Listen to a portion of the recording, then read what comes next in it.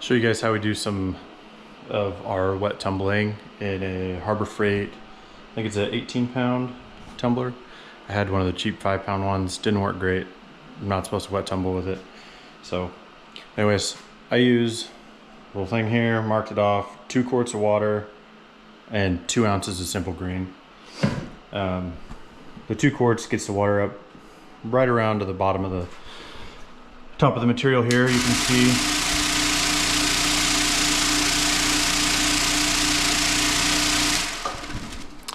the water really helps keep the noise down, for one, keep it cleaner.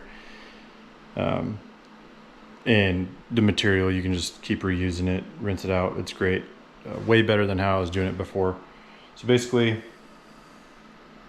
I think I got 3 of the 5-pound plastic pyramids in there.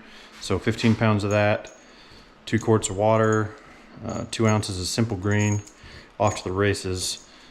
Parts come out nice and clean. I do rinse them and